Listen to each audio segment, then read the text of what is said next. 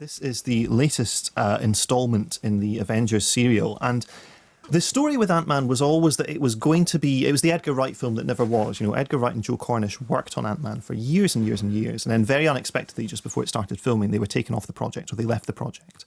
We don't quite know what happened there, and I'm sure one day in the fullness of time the full story will come out. But they were taken off the project and replaced by Peyton Reed, who is a director of some not particularly remarkable American comedies. And the script was rewritten by Paul Rudd, who's playing Ant-Man, and also by Adam McKay, who's a frequent collaborator with Will Ferrell. So when you're watching the film, part of you is trying to, and it's not the right approach to this film, but you can't help but do it, is trying to unpick, okay, what were Edgar Wright and Joe Cornish responsible for? You can't do what would their film have looked like? But really what impressed me about it is, despite that last minute change of personnel and the incredible turnaround, you know, I think the film was made in less than a year, basically, from the rewrite to it being released in cinemas. It's come together incredibly well. You know, there's a palpable change of stakes here. Normally, the Marvel films involve, you know, spacecraft falling into cities and large-scale destruction.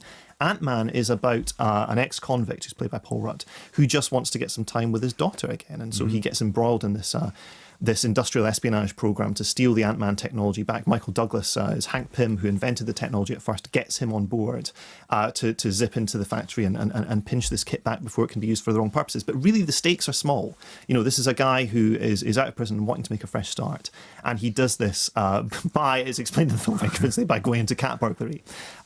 So I enjoy the changing of the stakes. The actual games that the film plays with size and scale are wonderful. You know, when Ant-Man shrinks down, he's standing in a room of computer mainframes, and the film is the scene is shot like, you know, a kind of a neon city with electricity crackling up between these tower blocks. You know, when he's in the bath, swirls down the plug hole. You know, he's on top of a DJ's turntable at a party. I've seen that in the trailer, all of these games of scale are incredibly well executed, and there are things that are blown up as well, and as well as being shrunk And what down. about Paul Rudd as an action hero? What about that? I mean, he's a great comic actor. I mean, I'm a real fan of his. It's quite there's quite an ironic casting there, isn't Well, there is, but the irony really works in its favour, because what we don't have in the Marvel universe yet is a beta male who is kind of apologetic about the power of being a superhero. There's a wonderful sequence, and I won't give away who it is, but he confronts a cameoing Avenger, and they have a fight, and throughout the fight he's kind of apologising for hitting this Avenger and for winning. And this kind of idea that someone would be slightly inhibited by these new powers that they've been given is something that's not been explored before. When the Culture Show first started, I did a report about the rise of computer graphic animation,